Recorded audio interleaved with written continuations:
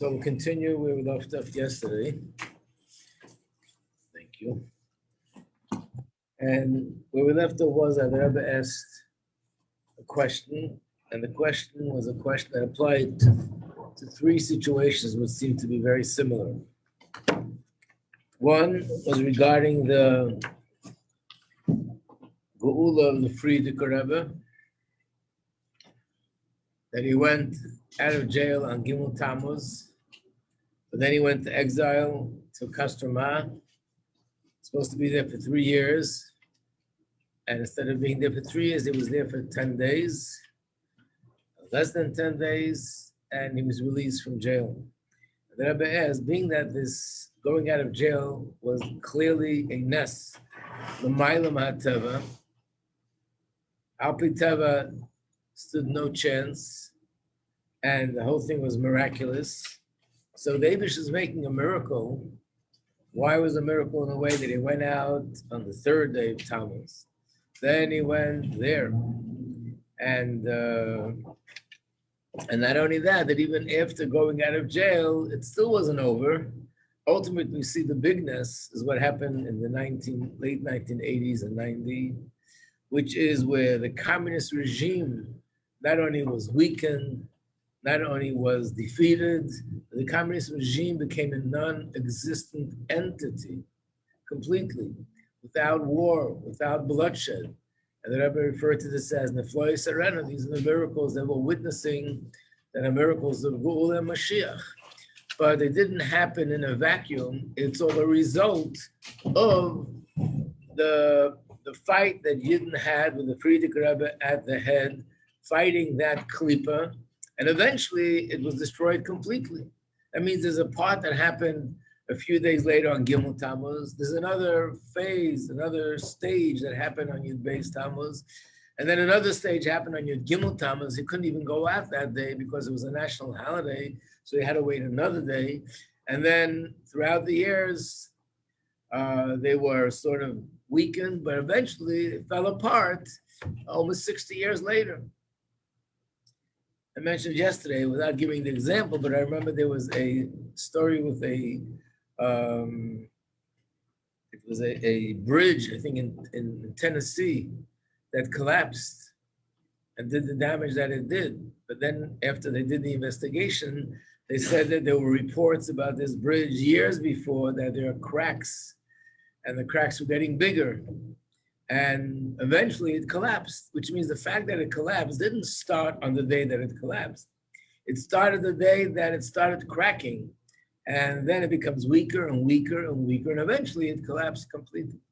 So this klipa of communism began to sort of crack then, Yud Beis Tammuz, and then it took 60 years. So everybody asked, why? If it's a miracle already, let the miracle be a complete miracle. Then the Rebbe compared it to Shemesh B'Given Daim. The same thing happened on this same day, Gimmel Tammuz, but it happened thousands of years earlier with Yeshua, that there was a war, and they almost won the war, but because nightfall came, they couldn't continue the war, which means that ability to just defeat the enemy was lost. So a miracle happened that the sun stopped. Yeshua told the sun to stop. So it was light as day, and they finished the war. If the Eibush is making such an unprecedented miracle, such an out-of-the-ordinary miracle that the sun stops, so what did he need that for? It could have made a miracle that they should win the war without changing the sun. What happened here? A miracle, an incredible, unprecedented miracle to allow them to continue fighting a natural war. So again, the same question. And the third example was from this week's Parsha, that a miracle happened that every tribe put down their stick. Aaron put down his stick for Shevet Levi, and on the stick, a miracle happened, and shkedim and the walnuts grew. And they grew, but it says in the pasuk that first there were flowers, and then the fruit started to sprout, and then the fruit grew completely. And the Rebbe asked, this is an order of Teva, the way things grow, but this was a miracle. This didn't grow because of a natural reason. Naturally, a stick doesn't produce any fruits. So this was a miracle. It was a miracle. Why did it have to have leaves and then sprout and then complete fruit develop? It just had been a miracle that a fruit would appear, complete fruit. So now we're going to the answer. And the answer is the same answer for all three things. Now the answer is, we're skipping all those pages in the Sikha. For those of you that didn't join us yesterday, we're in the Sikha of Pashas Kairach, Gimmel Tamuz, Tavshin Nun Aleph. In Dvar Malchus, that's in Hebrew, it's on page 155.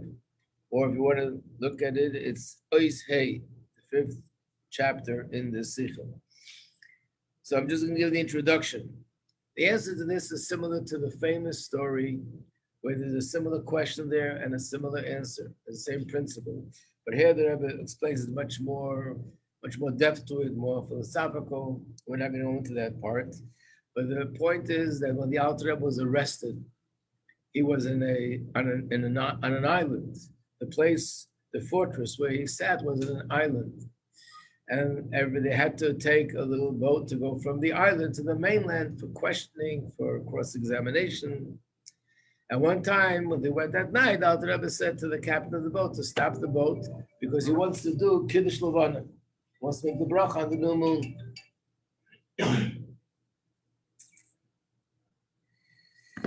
So he didn't want to. And suddenly the boat stopped. They brought a mechanic, they tried to fix it, whatever they did didn't help. And they realized that they can't get the boat to stop, to start. And they realized that it's the Alter Rebbe. So the Alter Rebbe said to him, if I will release sort of the boat and allow the boat to continue, would you let me do Kiddush Levana? Would you stop the boat for me? He said, yeah. So the boat started to move again. And then the captain stopped the boat and the Alter Rebbe did Kiddush Levana. The reason why I needed the boat to stop was because when you do any bracha and any prayer, you should be totally concentrating. And when the boat is in motion and shaking, you can't be concentrating. So he wanted to be stationary. But the question is asked, and the Rebbe spoke about this, the Frierdiker Rebbe spoke about this, why did the Alter Rebbe ask him to stop the boat? Once he stopped the boat miraculously, he should have done Kiddush Levana and not need a favor from this captain. And not only that, the captain turned out to be not a foolish man. And he said, the Alter Rebbe, please give me a bracha. Once he saw the Alter Rebbe as a tzaddik, he asked for a bracha.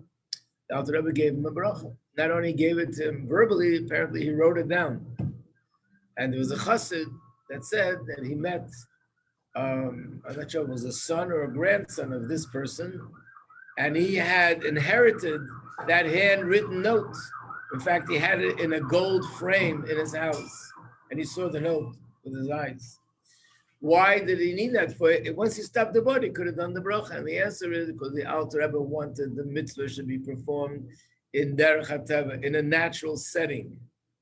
And if the boat would have been stopped through a miracle, it's not a natural setting. And therefore, he stopped the boat to show this general or the captain of the boat that the Eibishter runs the show. Once he saw that, then he stopped the boat in the natural setting, and then the Alter Rebbe benched Kiddush Levana in a natural way. So this is similar, same principle. The Eibishter makes a miracle, but Hashem created the world. There should be a dwelling place in this physical world. This physical world means the natural world, not a world of angels, and not a world of souls, a world that follows a natural order, has all the laws of nature, all the laws of science. And in that world, we should make a dwelling place for Hashem.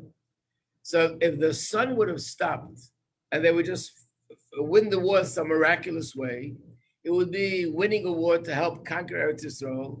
But the Eibishter wanted that they conquer Eretz Yisrael in a natural setting, and that's through a war. So therefore, yes, there was a miracle, but as much as possible, the Eibishter wanted the miracle to go along with the natural order and the natural setting. So the miracle was that the sun stopped and it was still day. But the actual conquering of the land, it's almost as if the miracle made it sort of prepared the ground, but then the actual conquering of the land was in a natural way through a war. The same is with the stick. The fact that walnuts grew on a stick was no question, was a miracle. That was the whole point. Hashem showed him a miracle.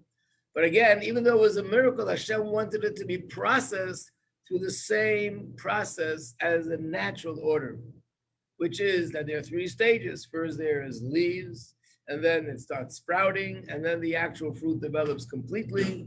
So therefore, it was a miracle, but as much as possible, the miracle manifested in a natural way. And the same as with Yud Beis Tammuz. It wasn't just a miracle.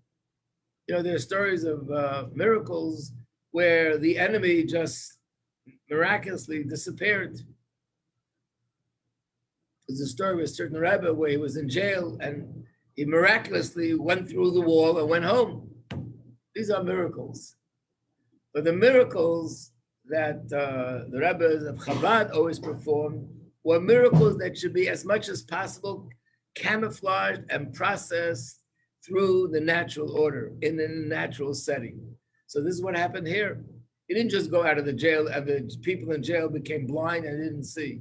You know the story with Moshe Rabbeinu that he was arrested because he killed the Egyptian and then they wanted to kill him. And what happened? It said that this is in the Medrash, and Rashi brings part of it down in Chumash, that he took an axe and he was going to chop up his head, but instead the axe broke. And when it broke, it flew off the handle and it killed the person who was going to execute him. What about all the other people that were there? They suddenly didn't see Moshe. He became invisible, or they became blind, and he ran away, and he went away. These are miracles that are totally not in the order of nature. So the Rebbe could have had such a miracle. Everybody becomes blind, he'll walk out of jail, go home. So it was a natural miracle, so to speak, where they had pressure applied to them, and they agreed that he'd be released from jail, which means the same people who arrested them. And these are the people who didn't do tshuva. They were the same wicked people as they were before, but they had no choice, and they allowed him to leave the jail. And they did it the way they wanted. So it was a process that took stages. First, they agreed for one thing, and that was broken, so to speak, that part of the klipa. Then they agreed for another thing. And then throughout the years, the klipa became weaker and weaker and weaker until eventually it fell apart completely. And now Russia became a place where Yiddishkeit, Torah, mitzvahs, Hasidus, Rebbe, everything is no different than any other free country. So that's the point of this sikha. And I just want to point out to you, if you look at the sheets that I gave you, which I didn't give you, that's interesting, which I thought I gave you, I didn't give it out to you. It's in Hebrew here, but it's the best we can do.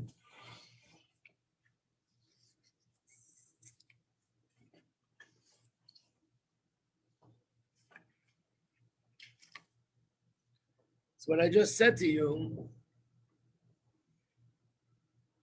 is page 155, where it says, hey, that's where the Rebbe begins.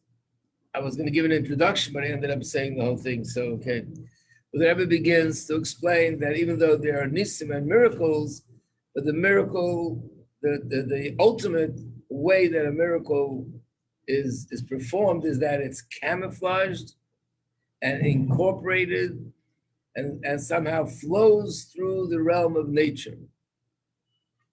So the first thing is the Rebbe explains how this applied to the stick of Aaron. That's on page 155, where it says A.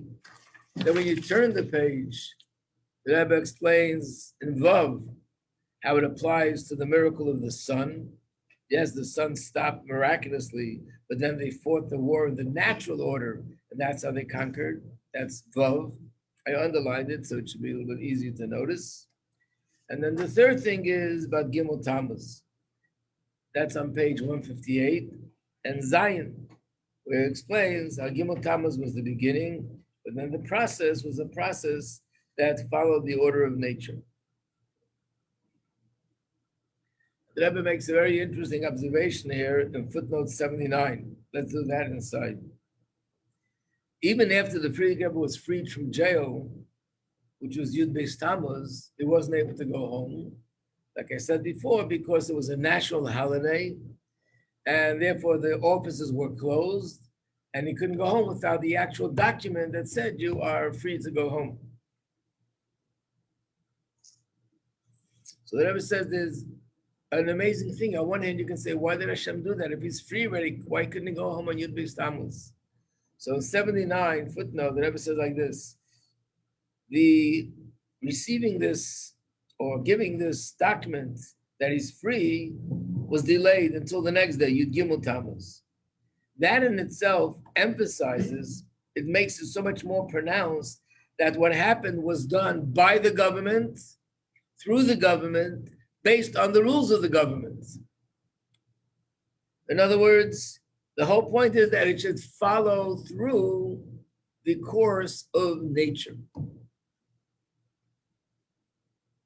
That these same people who arrested him, they are part of the government, and they needed a government document that's legal in order to free him from jail, which means that the whole process went through the natural order.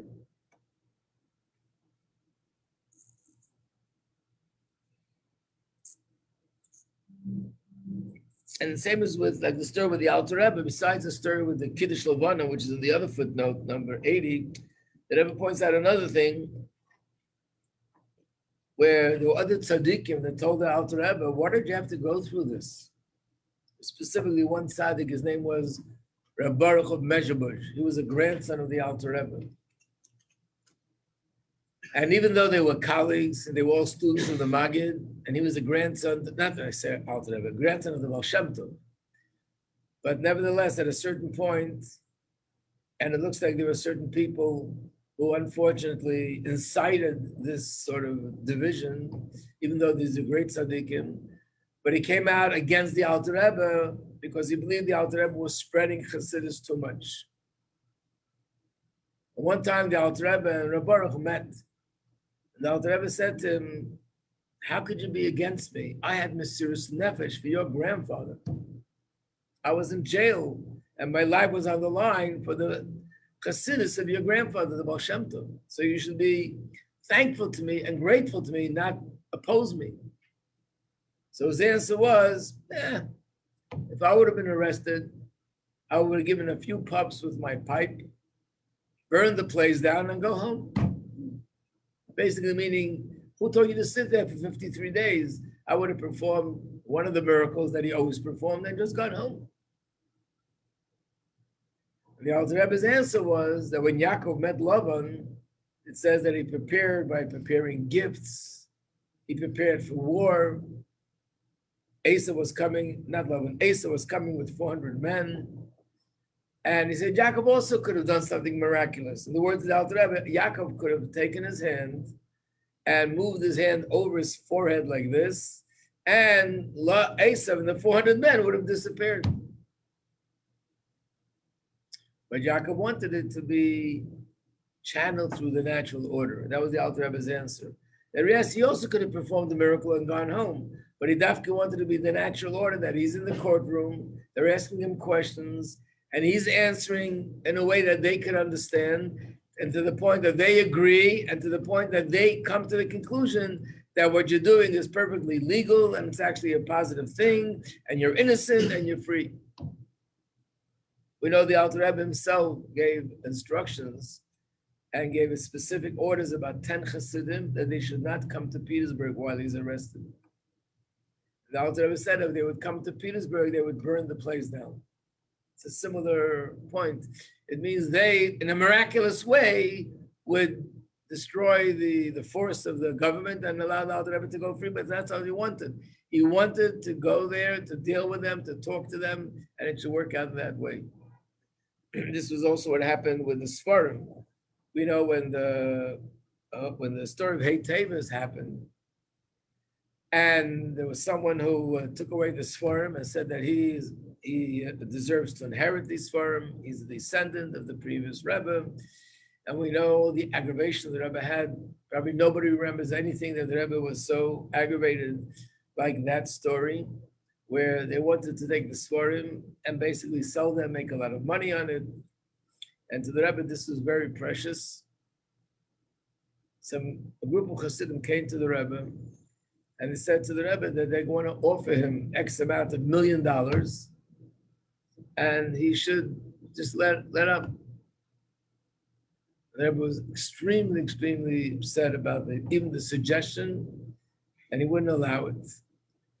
And everyone understood, wouldn't this be a much better, safer way to go? When you go to court and you don't know what's going to happen in court.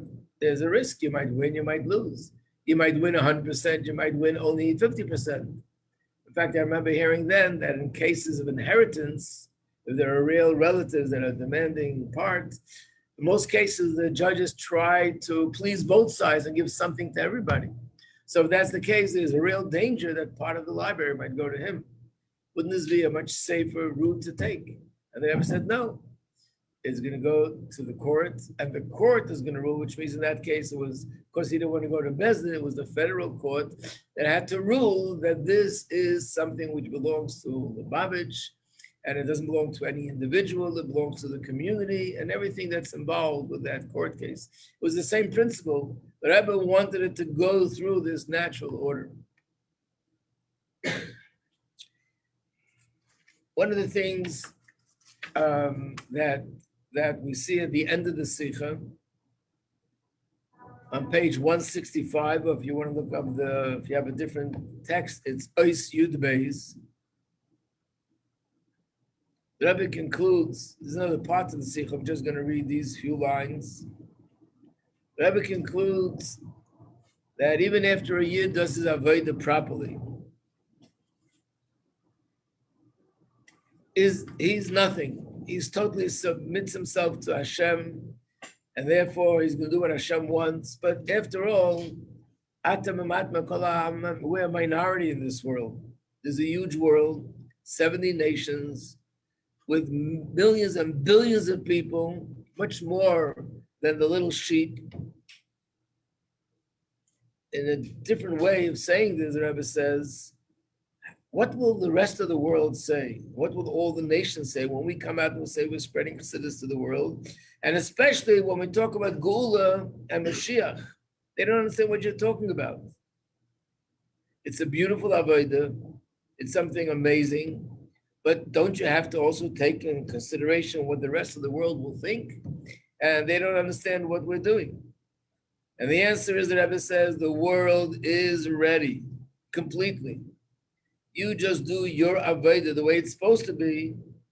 On one hand, when you do the Avodah, it should be in this unlimited way, which means don't do it in a way that you are sort of measuring things and calculating things and wanting everything to fit perfectly, and realize that this is something which is above above our calculations. It's something higher than nature.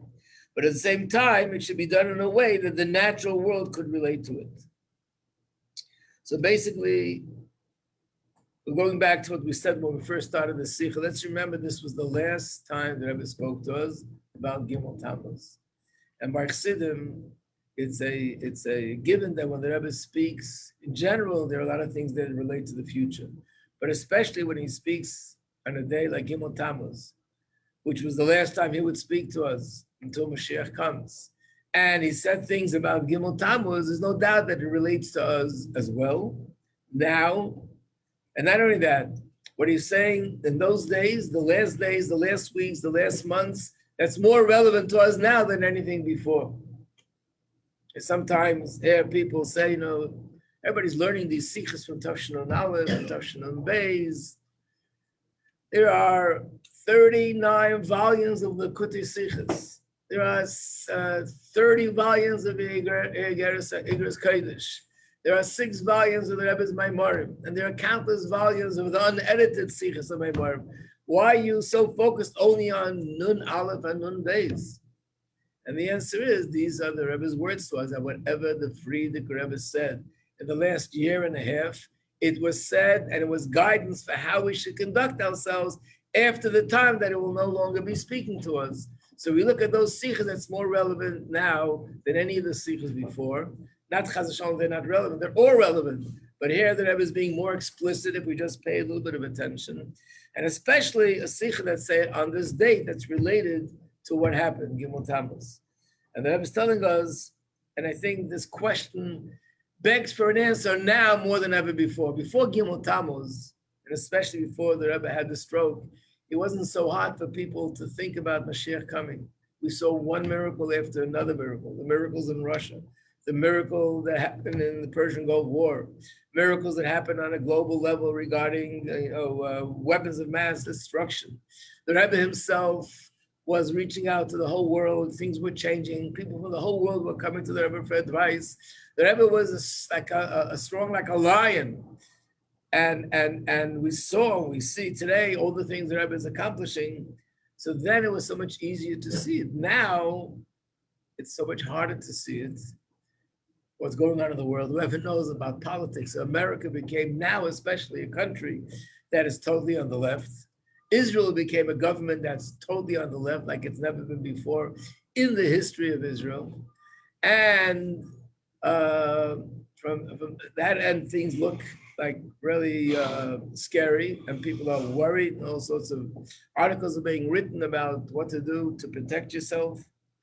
But on the other hand, the Rebbe is telling us are people that say, how could you say this? Look what's going on. It doesn't look like the world could relate to this. So the Rebbe says, you just say the emes. Mashiach is coming and the Gula is imminent. And you'll see that people are ready to hear what you say. But as long as you say it, number one, with the absolute emes, and you say it in a way that people could relate to it. So it's like the idea with the miracle. It has to be a miracle, which is above nature. But on the other hand, it manifests in a way which is the natural order. I'm going to say something which is absolutely radical. Mashiach is coming. The whole world is changing soon. The Arabs are going to come and they're going to say, please take this land and live on it. It's your land. Build a base of Mikdash. It's radical. It doesn't make any sense. But on the other hand, we'll speak about it in a way. We'll learn about it. We'll study it. We'll bring the sources in Torah in a way that people could relate to it. And you'll see that people are more ready than you imagine. That's the Nakud of the sivan. And one more thing, which again Hasidim point out, is the first page that I gave you of this sikha. Starts off by saying that Gimmel Tamuz, something happened which nobody realized what it was. In fact, people thought things were becoming worse because he was sent to 3 years of exile. They were hoping he was coming out of jail, and now for the next 3 years, he's going to be in exile. It turns out that what looked like to be a deepening of the Gullus actually was the beginning of the Geula. So again, being that the Rebbe used those terms, and the Rebbe sort of defined the day of Gimmel Tamuz as the beginning of the redemption.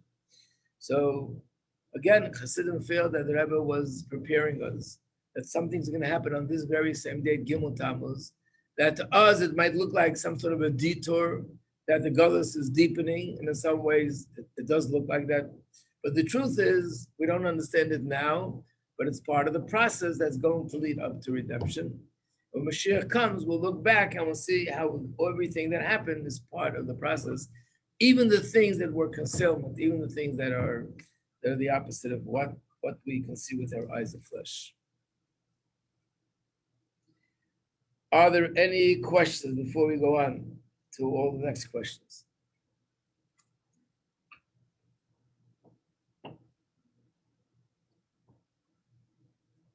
Do you ever see why miracles need to take place in the natural realm?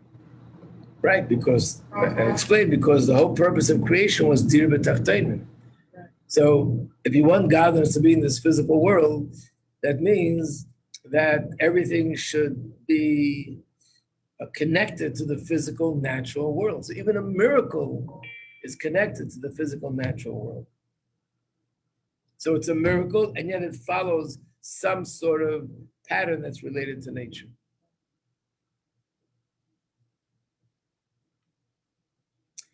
In a sense, even, I don't know if it's explained this way in Chassidus, but even the Kriyas Yamsuf, the splitting of the sea, it says in Chumash, there was a wind blowing all night, and the wind eventually pushed the water up. Hashem needed a wind to push the water up. If you wanted a miracle, anyway, this is considered one of the biggest miracles. That's why they say that making a shidduch is like Kriyas Yamsuf. So if that's the case, Hashem could have made a miracle. The water just stands up. What was the need for a wind? In fact, you might have read that there are certain scientists that came up with a theory that, yes, it was a natural thing that there was a wind. It just happened to blow at the moment that they came out of Mitzrayim. Happened to blow the moment the Jews were standing by the Yam Suf. Happened to blow at that moment so strong that it made the water stand. And they did some experiment with huge fans blowing against water, and they saw that the fans could cause the water to stand. Why did they have to do that for? I once heard the story from my grandfather that the Baal Shem Tov, when he would say words of Torah, his face would become fiery red. Now, fiery red means he's so passionate about what he's doing. There's also more to it, which I once heard that there's a medrash that says that tzaddikim, when the Shekhinah rests on them, their face becomes red. So there were people, as we know, in that generation that opposed the Baal Shem Tov and ridiculed the Baal Shem Tov. So one time there were some Hasidim, they were talking to some of these people in the opposition. They said, just look at the Baal Shem Tov's holy face when he teaches Torah. And you see that unnatural fire in his face, unnatural light shining in his face. You can see what a great tzaddik he is. And they waved their hand and said, man, when he drinks a lot of wine. When you drink a lot of wine, your face becomes red. So they came to the Baal Shem Tov, the Talmidim, the students, and they said, we'd like to ask you for a favor. Could we remove all the wine from the table? Because look what people are saying. Baal Shem Tov said, no, you should leave it there, dafka. So he said, why? But look what it's leading to. People are saying these ridiculous things. So he answered, because everything of Torah and mitzvahs has to be in a way that is bechira, there's free choice. There's a way to see it as something godly, there's a way to see it as a natural phenomenon. And therefore, you need to leave the wine on the table, and they have to make the choice to see what they want to see. So the Yamsuf had a wind blowing, so there are those people that can say, the wind was blowing. I think I told you this once. I went to Mivtzayim after the 6-day war. I was in Australia in those days. I visited someone in the hospital. It was literally maybe a month after the war, doing Mivtza Tefillin, and the guy in the hospital says to me, but how come we only saw miracles in biblical days? If God is true and all these things are true, why don't we see miracles now? So I said, what are you talking about? We just saw this 6-day war. This was an incredible miracle. And he goes, Moshe Dayan, he knows these Arabs like his 5 fingers. He knew what he's doing, he's a smart man. Whoever knows the story of the 6-day war, no smart man. This was totally miraculous. The entire world was in awe. Unfortunately, the Israelis themselves degraded themselves by coming back and saying, we're so sorry for conquering the land. We're giving everything back. Please don't worry, we're giving everything back. And that was the beginning of Rahman Aslan, the end of all the tsaras we have now. But the rest of the world was in awe. In awe, they had no words. I remember there were pictures of Superman and things like that because it was not something natural. But there's room to say that the general is a very good general, very skilled, very smart, and he knew exactly what to do, how to conquer them. And that's the way the miracles happen, so we should have the free choice. So that's the answer.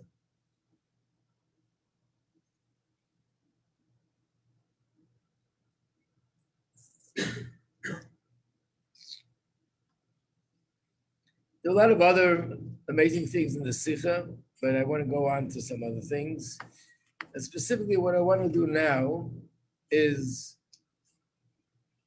answer a lot of questions.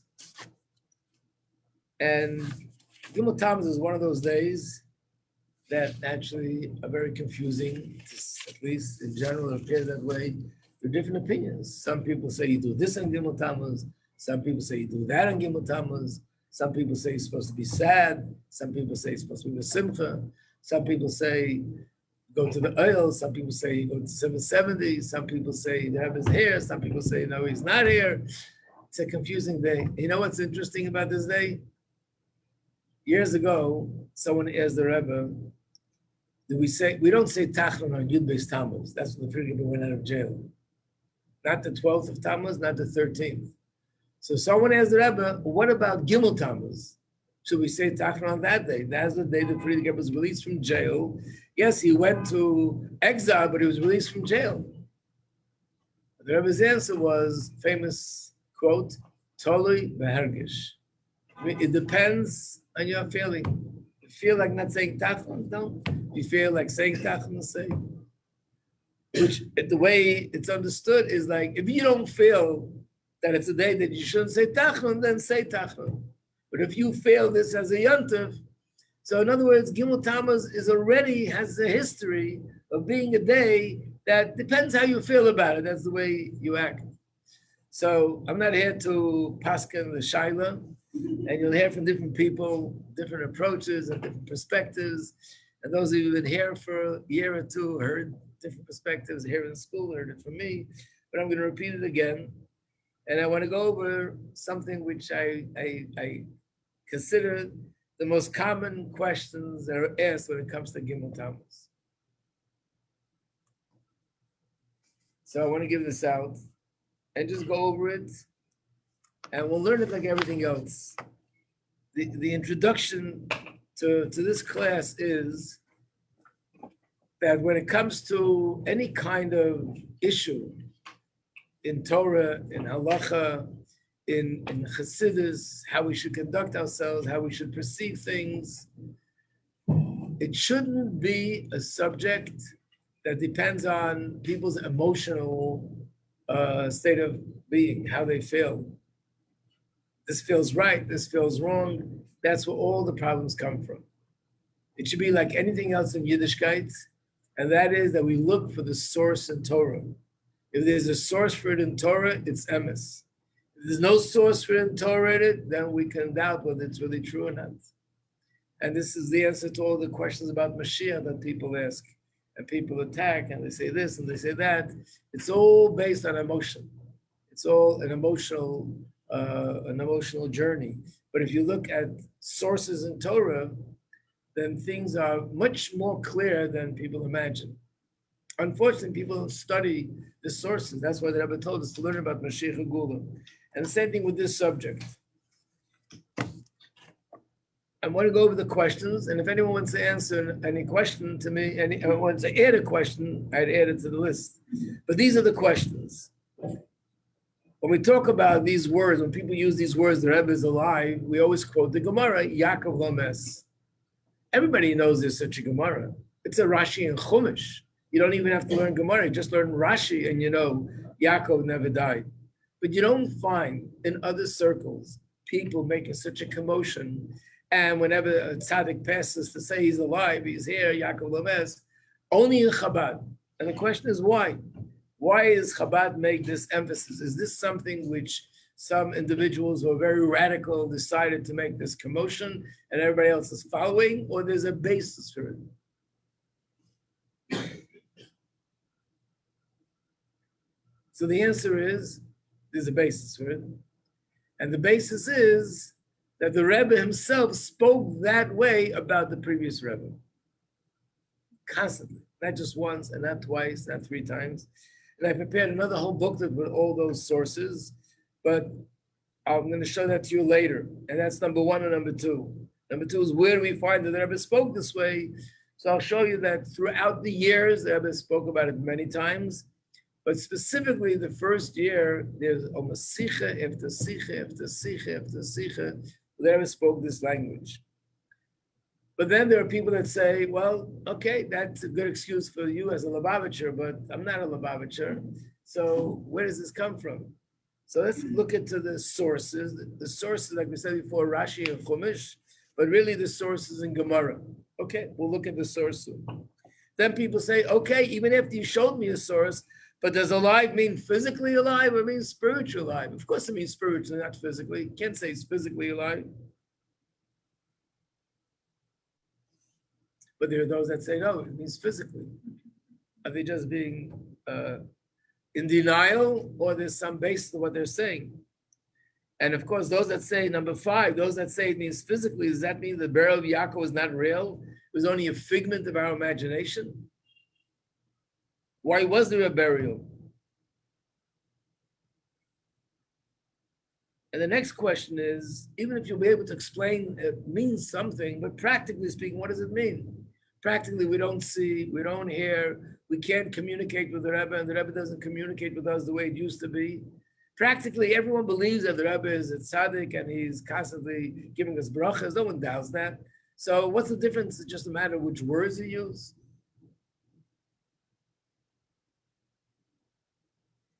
That's like 7 and 8. Number 9, does this principle, if you do say that the Rebbe is alive and the Rebbe is alive and whatever, like Yaakov physically, does it apply to all tzaddikim or only to selected tzaddikim? In fact, is there even a difference amongst our Rebbeim? Number 11 is a question that if you say the Rebbe is alive, does that mean, based on that, you can do whatever you think you want to do or feel like doing because the Rebbe is alive? You can do A, B, C, D, E, F, G, up to Z, anything you want. Or is even that has some rules, what makes sense, what's applicable, what's not applicable. Then comes the big question. Number 12, if the Frierdiker Rebbe was considered alive, and that's how the Rebbe spoke about the previous Rebbe, why was there a need for a new Rebbe? Number 13, why don't we have a new Rebbe now?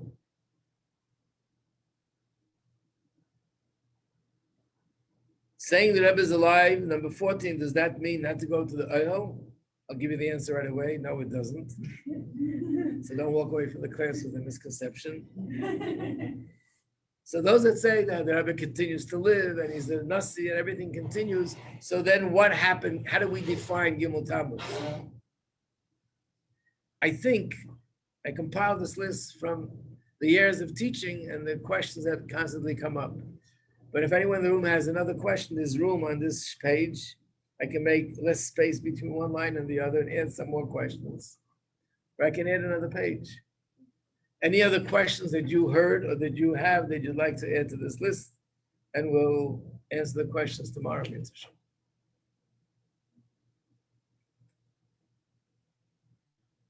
I can't believe I answered all the questions. I didn't answer them yet, but even raised all the questions. I think these are the common questions that you hear.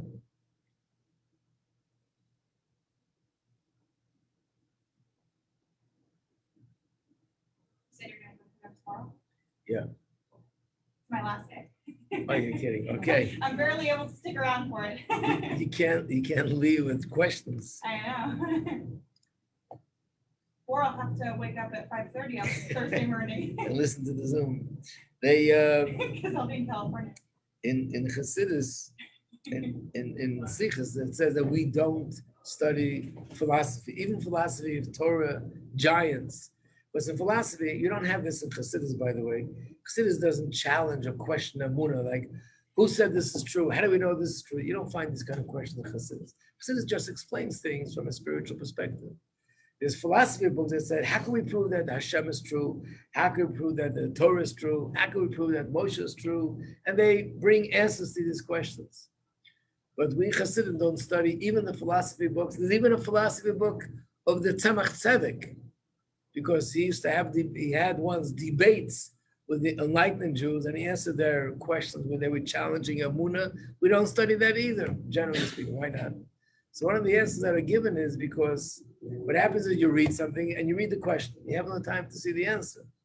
You go to sleep and the question gets embedded like in your system. Good question. And then you wake up in the morning and the question is like became so strong, now you're having a hard time accepting the answer. So it's not a very healthy thing to do. And some people say it's for another reason. You read the question, you don't have time to finish, so you go to sleep at night. And then even though tomorrow you'll have the answer, but at least that night you slept with questions against Torah and Hashem, doubting. So I'm very happy to hear that you'll be here tomorrow. So you'll have the answers to the questions. We won't remain with the question. Everyone knows that in Tanya, there's a chapter in Tanya that finishes with a question. And the question that Chassidim had, how did the Alter Rebbe do that? He finished off with a question. And the answer is, if you look at the question, you'll know why. The question is, how can we say that the world exists? Those questions are, how can we say that Hashem exists? Alter Rebbe's question is, how can we say the world exists as only Hashem? These kind of questions you can fall asleep with. Not a problem. Okay. So today is Chavches Sivan. And those who want, there's a little booklet that has the actual history of how the Rebbe and the Rebbitzin was saved from the Nazis, the different things they went through. Today, we arranged in the afternoon at 2:20, Rabbi Shia Hecht will speak about his father, Rabbi J.J. Hecht, Rabbi Yaakov Yehuda Hecht. He was someone who was a young American boy, and as soon as the Rebbe came, he developed a very close connection to the Rebbe. He was like at the Rebbe's disposal, whatever the Rebbe needed. He drove a car. In those days, who had a car? Who drove a car? And he went around doing things. And he had a lot of stories of things that happened with the Rebbe. So his son will be here today to speak a little bit about that time when the Rebbe came to America and things that were happening. He was a young boy and he was working in his father's business. Then I know his father was not a Chabad chassid. And this I heard from him. And the Friedrich Rebbe asked him to run what he's running now, which is the organization across the street, the National Committee for the Furtherance of Jewish Education, Camp Amuna, against missionaries and camps for children. So his father came to the Rebbe and said, "What are you doing? My son is in my business and he's very good for my business." So the Rebbe answered, "And for my business is even better. So I'm taking it for my business." And he was okay with it. Okay. You're welcome.